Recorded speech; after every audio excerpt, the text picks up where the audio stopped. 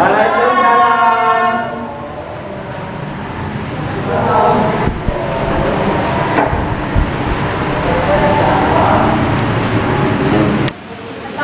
warahmatullahi wabarakatuh. Waalaikumsalam warahmatullahi wabarakatuh. Apa kabar semuanya? Sebelum kita memulai pembelajaran kali ini, ada baiknya kita berdoa terlebih dahulu agar lancar dan dapat bermanfaat bagi kita semua. Doa menurut kepercayaan masing-masing. Berdoa mulai. Selesai.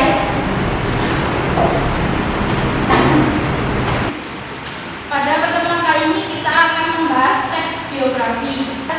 Teks biografi adalah riwayat hidup yang ditulis oleh orang lain. Dan lengkapnya, teks biografi adalah suatu bentuk teks yang berisi kisah atau cerita suatu tokoh dalam mengarungi kehidupannya.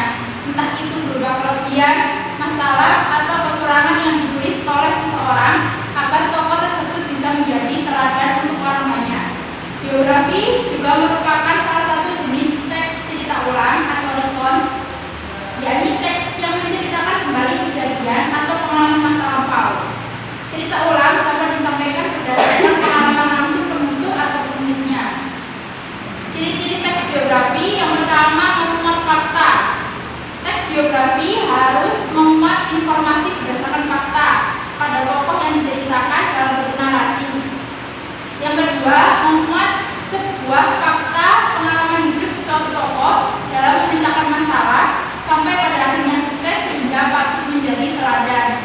Dan yang ketiga, memiliki struktur yang jelas. Teks biografi harus memiliki struktur yang jelas. Nanti struktur biografi kita bahas nanti.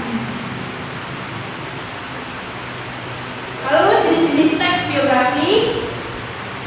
Yang pertama, berdasarkan sisi penulis. Ada autobiografi dan biografi.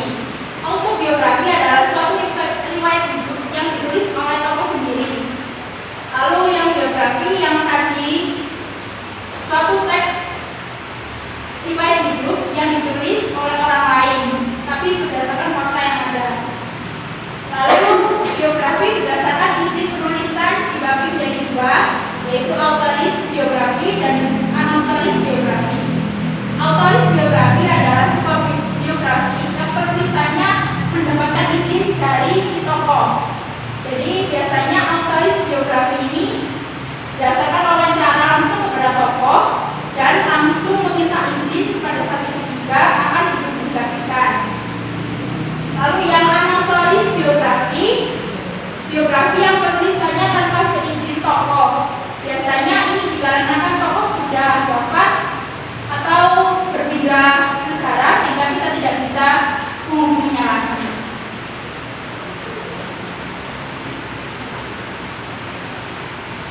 Lalu biografi berdasarkan isinya, ada biografi perjalanan hidup dan biografi perjalanan karir. Biografi perjalanan hidup berisi sebuah perjalanan hidup lengkap dari mulai lahir sampai dengan wafat. Kalau biografi perjalanan karir itu yang dimuat dalam biografi adalah karirnya saja, seperti pendidikannya, lalu dapat penghargaan apa, bekerja di perusahaan apa. Itu kalau yang membahas karir ada di biografi perjalanan karir. Lalu berdasarkan persoalan yang dibahas ada juga biografi politik, intelektual, dan jurnalistik.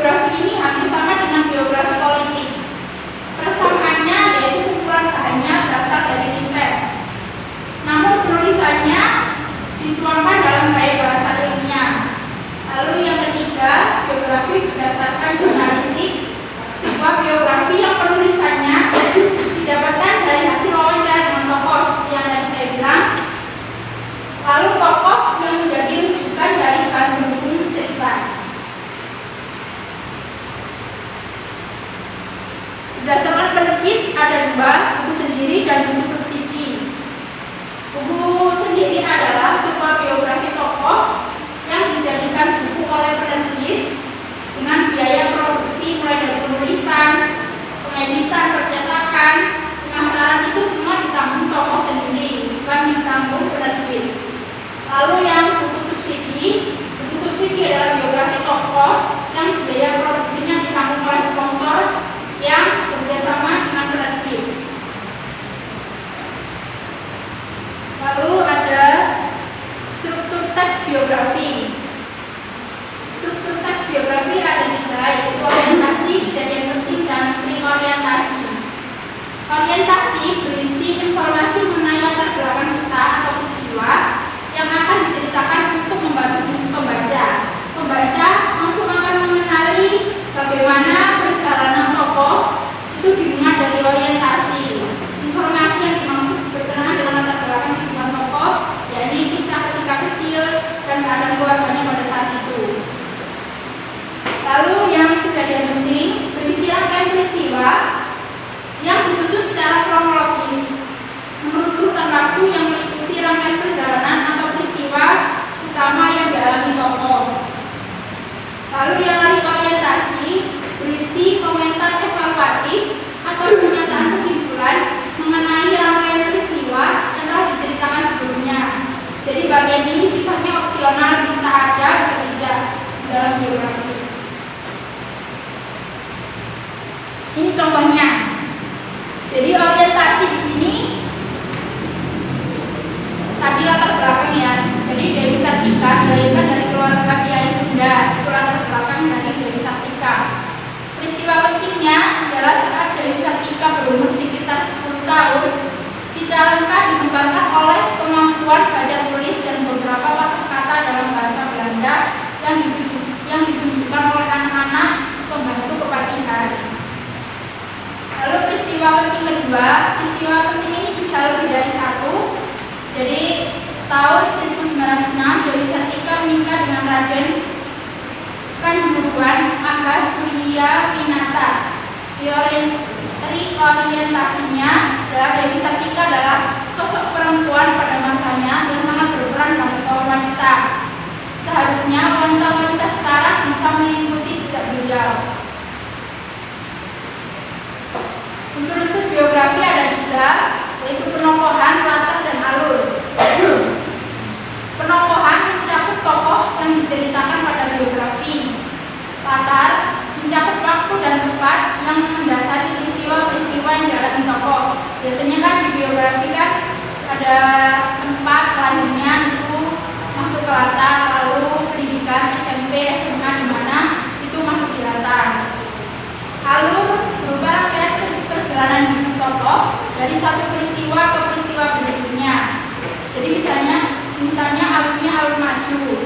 Jadi di biografi adalah menceritakan mulai dari lahir, pendidikan, karirnya sampai suksesnya bagaimana. Itu alur maju. Kaidah kebahasaan ada 6, yaitu menggunakan kata ganti orang pertama, tunggal atau jamak. Misalnya ia, dia, mereka, atau dengan menyebut nama tokoh sendiri. Penulis di sini bertindak sebagai juru cerita yang bertindak objektif, yaitu apa adanya. Yang kedua, menggunakan kata kerja tindakan untuk menjelaskan suatu peristiwa. Biasanya menulis, mementaskan, melahirkan. Lalu yang ketiga, menggunakan kata deskriptif untuk memberikan suatu informasi. Suatu informasi ini biasanya gigih, berani. Jadi biasanya pahlawan itu di biografi tulisannya pahlawan ini itu gigih sekali dalam menjalankan tujuannya agar tercapai itu. Terus yang keempat, banyak menggunakan kata kerja pasif dalam rangka menjelaskan peristiwa yang dialami tokoh sebagai subjek yang diceritakan. Contohnya dicintai, diberi, dikenal, atau dihormati. Yang kelima, banyak menggunakan kata kerja mental dalam rangka pembagian Contohnya menguasai, menyukai, menuding, menuduh, dan sebagainya. Lalu yang terakhir, banyak menggunakan kata sambung, kata depan, ataupun nomina yang berkenaan dengan urutan waktu. Contohnya sebelum, sesudah, pada saat itu, kemudian, selanjutnya, dan sebagainya. Hal ini biasanya terkait dengan pola pengembangan teks cerita ulang yang pada umumnya bersifat kronologis.